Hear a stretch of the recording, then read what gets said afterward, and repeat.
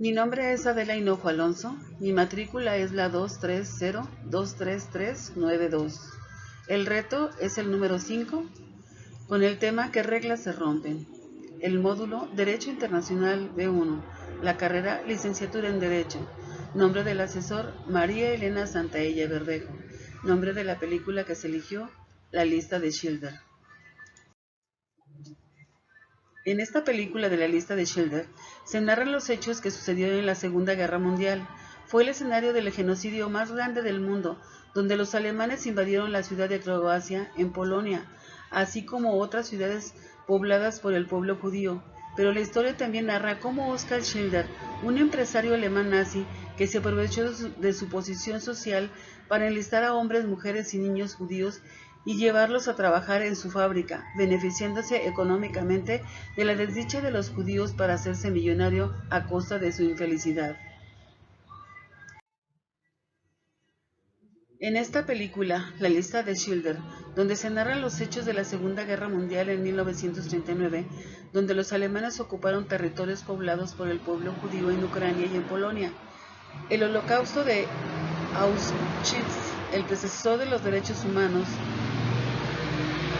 que fue el campo de exterminio más grande del mundo, donde murieron más de 1.1 millones de personas, entre hombres, mujeres y niños, la mayoría de ellos judíos, donde también había prostitutas, homosexuales, prisioneros de guerra, rusos, gitanos, etc.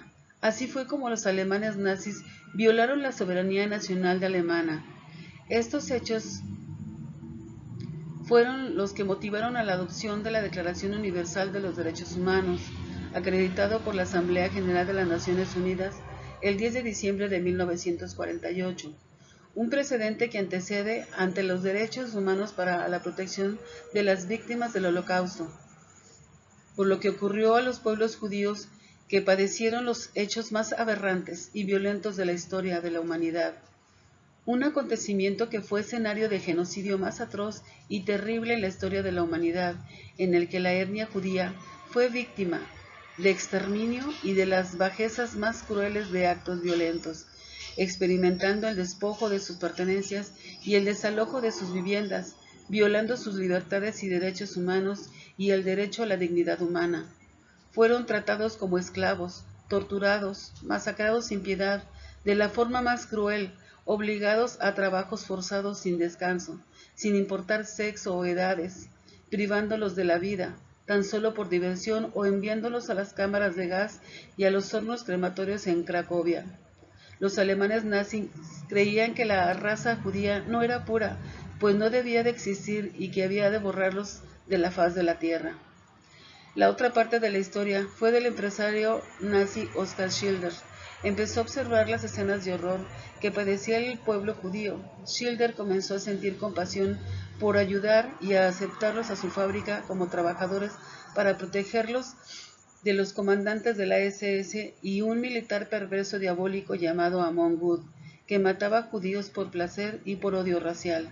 Fue entonces que Schindler terminó por sobornarlos haciendo económicamente.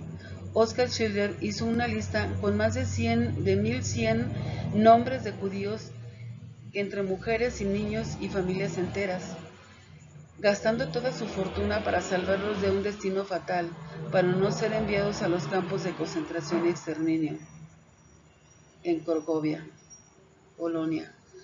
Cuando terminó la guerra, los liberó a todos los judíos de la lista y en agradecimiento le hicieron un anillo de oro grabado con una frase que decía: aquel que salva una vida, salva al mundo entero. Fue ahí cuando se dio cuenta que pudo haber salvado a más judíos con lo que traía puesto. Lloró amargamente por no haber podido hacerlo. Al final fue recordado como un héroe de guerra para los judíos. Conclusión. Lo más importante de la soberanía nacional de una nación es la base principal del derecho internacional. Un país debe ser libre para ejercer su poder, su jurisdicción y sus derechos políticos, legales y civiles, defender sus valores y libertades a través de organismos internacionales para tomar sus propias decisiones sin intermediarios, para luchar por sus intereses y por la democracia de su país.